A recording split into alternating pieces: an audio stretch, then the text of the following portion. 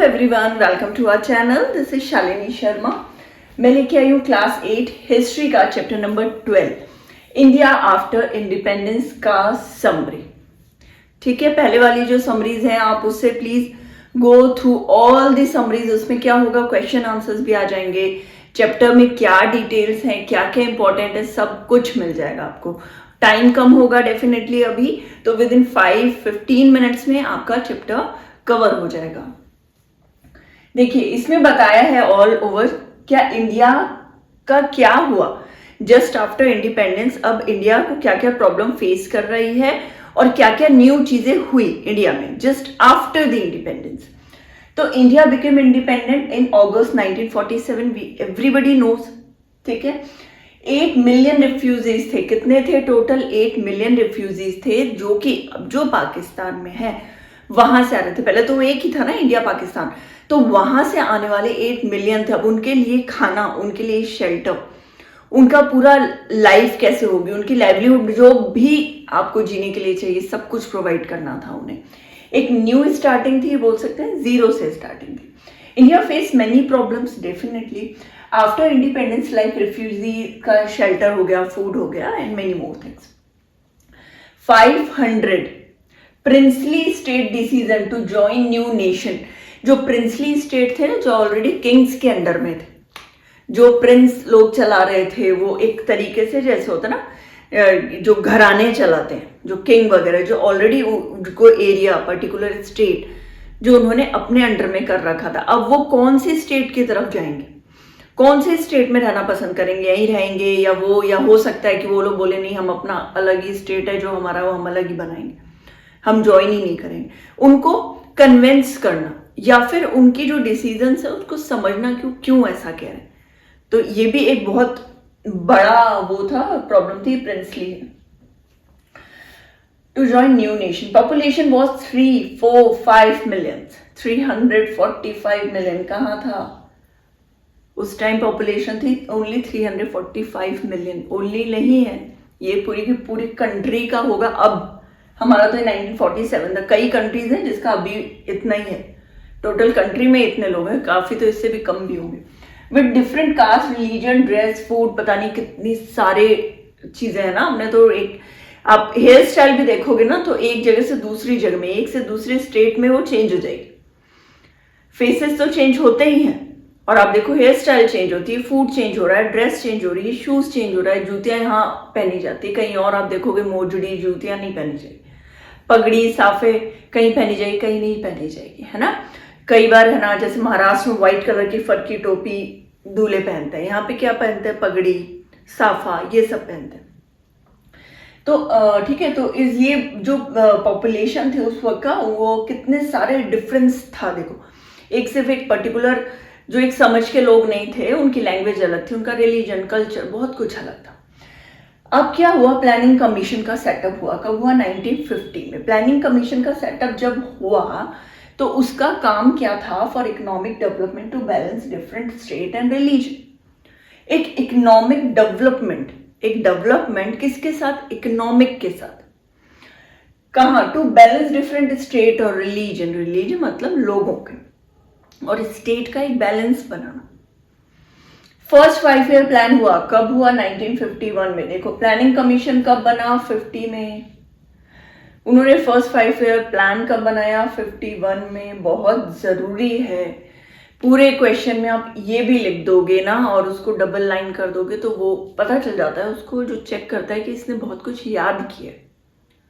तो ये date easy है बहुत। देखो, 50, 51, 56, 50, 51, 56 ऐसे बोलोगे 3-4 बार याद हो जाएगा। For economic development to balance, ये हो गया। 51 में जो 5 ईयर प्लान था, फोकस था development of primary sector, irrigation, agriculture. उनका जो फोकस था वो बेसिकली प्राइमरी सेक्टर पे था।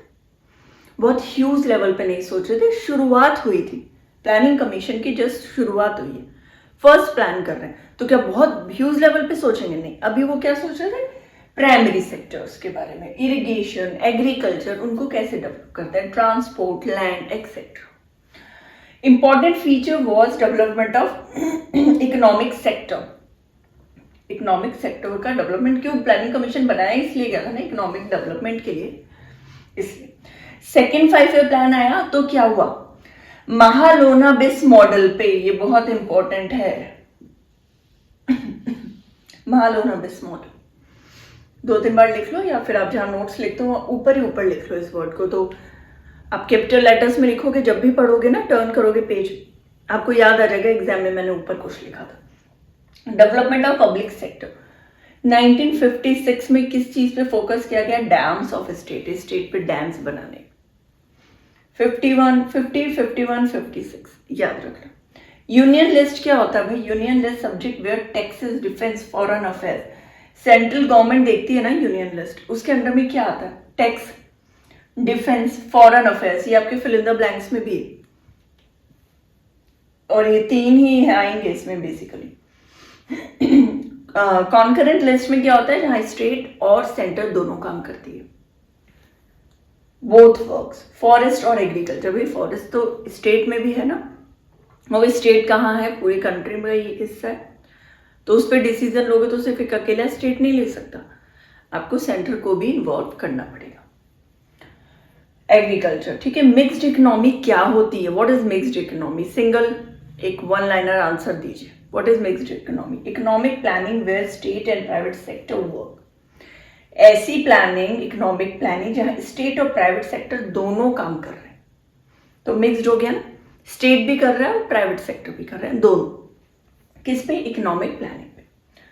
1953 में आंध्र प्रदेश, आंध्रा जो है 1953 में बना था, और वो किसके मरने के बाद बना था, किसका डेथ हुआ था, after the death of potty Shri Ramulu. तो ये जो है ना, ये आपके फिल इन द ब्लैंक्स में भी आएगा, ये ट्रू फॉल्स में भी आ सकता है, कैसा यहां लिख देगा 1950, Andhra became state after the death of potty Shri Ramulu, हो सकता है ना, तो ये याद रखना है 1953 आंध्रा बना था, किसके बाद डेथ हुआ था इनके बाद। ये फिल इन द ब्लैंक्स में थोड़ा इंपॉर्टेंट भी है, क्योंकि इसमें 3-4 चीजें आ गई, इनका नाम आ गया, आंध्रा का नाम आ गया, सन आ गया, ठीक। और आगे क्वेश्चंस ले लेती हूँ मैं। अब क्या होता है, डॉक्टर B.R. अम्बेडकर एक स्टेटमेंट देते हैं, in politics we will have equality. Politics में तो आपने इक्वालिटी कर दी, काफी राइट्स आ गए, ये इक्वल हैं, वोट दे सकते हैं, हर कोई फीमेल मेल वोट दे सकता है, बड़ा छोटा वोट दे सकता है।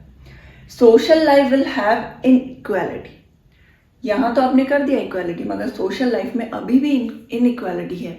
वो इस चीज पे बहुत ज्यादा फोकस कर रहे थे और करवा रहे थे लोगों से, डॉक्टर B.R. अम्बेडकर।